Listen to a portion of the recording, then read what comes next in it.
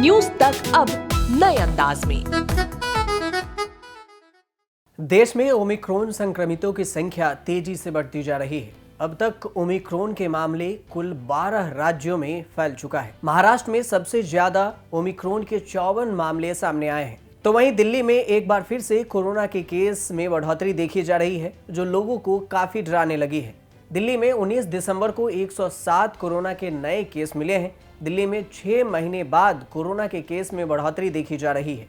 इससे पहले दिल्ली में 25 जून को एक दिन में 115 कोरोना केस दर्ज किए गए थे। 18 दिसंबर को दिल्ली में टेस्ट पॉजिटिविटी रेट में 0.17% की बढ़ोतरी देखी गई, जो 6 महीने में सबसे ज्यादा है। नवंबर के अंत तक दिल्ली में रोजाना करीब 30 से 40 हजार मामले दर्ज किए जा रहे थे, लेकिन पिछले एक सप्ताह में यहां केस और पॉजिटिविटी रेट दोनों में बढ़ोतरी देखी जा रही है। वहीं महाराष्ट्र में पिछले 24 घंटे के अंदर भी कोविड-19 के 902 नए मामले से खलबली मच गई है। पिछले 24 घंटे में भारत में कोरोना के 7081 से ज्यादा मामले दर्ज किए गए हैं, जिसमें केरल में सबसे ज्यादा 3297 संक्रमित मिले हैं। पिछले 24 घंटे में देश में कोरोना से 264 लोगों की मौत भी हो चुकी है, जो कि एक चौंकाने वाला है। तो वहीं ओमिक्रॉन की अगर बात करें तो देश के 12 राज्यों में ओमिक्रॉन अब तक फैल चुका है और ओमिक्रॉन 3 दिन में अपना केस डबल कर रहा है।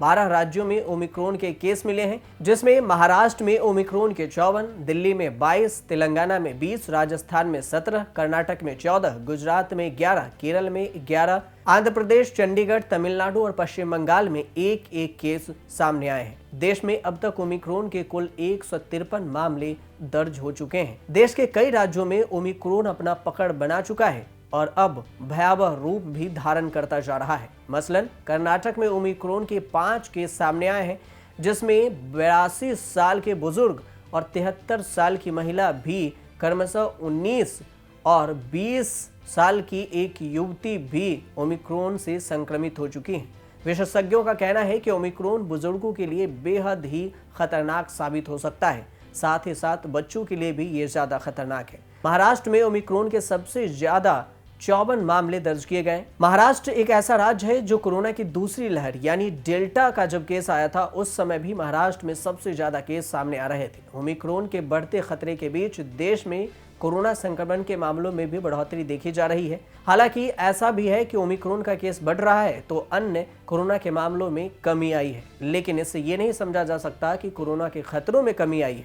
18 दिसंबर को खत्म हुए पिछले सप्ताह यानी 13 से 19 दिसंबर के बीच देश में 49,000 से कम कोरोना के मामले दर्ज किए गए, लेकिन ये भी मामले चौंकाने वाले हैं क्योंकि वैक्सीनेशन का काम भी जारी है और सख्त पाबंदी भी। यह 19 महीने में पहली बार है जब किसी सप्ते में 50,000 से कम मामले सामने आए। इससे पहले सप्ते में 12.3% ज्यादा यानी 55,854 केस दर्ज किए गए थे। इससे पहले 2020 में 25 से 31 मई वाले सप्ताह के बीच में 48,858 केस सामने आए थे। ब्रिटेन के हालात को देखें तो ब्रिटेन में एक दिन में ओमिक्रॉन के रिकॉर्ड 12,000 से ज्यादा मामले दर्ज किए गए हैं। ब्रिटेन में ओमिक्रॉन संक्रमितों का आंकड़ा 37,101 पहुंच गया है। भारत में बढ़ते केस के साथ बाकी देशों के हालात को भी देखना इसलिए जरूरी समझा जाता है क्योंकि जब बाकी देशों में कोरोना की पहली और दूसरी लहर आई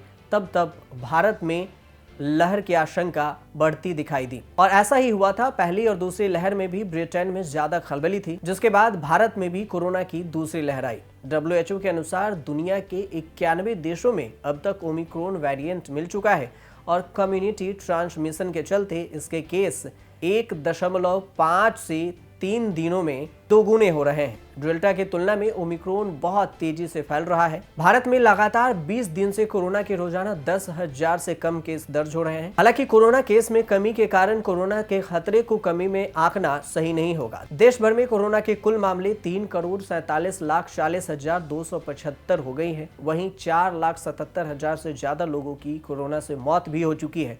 चिंता की बात यह है कि ओमिक्रॉन उन देशों में तेजी से फैल रहा है जहां आबादी में रोग प्रतिरोधक क्षमता ज्यादा है। हालांकि यह भी साफ नहीं हो सका है कि वायरस में इम्यूनिटी से बच निकलने की क्षमता या फिर संक्रामकता बढ़ गई है। या फिर ये भी हो सकता है कि इसके पीछे ये दोनों ही कारण हो कि कोरोना के ओमिक्रॉन वेरिएंट में तेजी से केस देखने को मिल रहे हैं। इसलिए कोरोना से अगर बचना है तो सावधानी जरूर बरतें, साथ में मास्क लगाएं और वैक्सीनेशन भी अगर हो चुकी है आपकी तब भी आप सावधान रहें, सोशल डिस्टेंसिंग का पालन करें और खुद को भी सुरक्षित रखें। देखते रहिए न्यूज़ तक।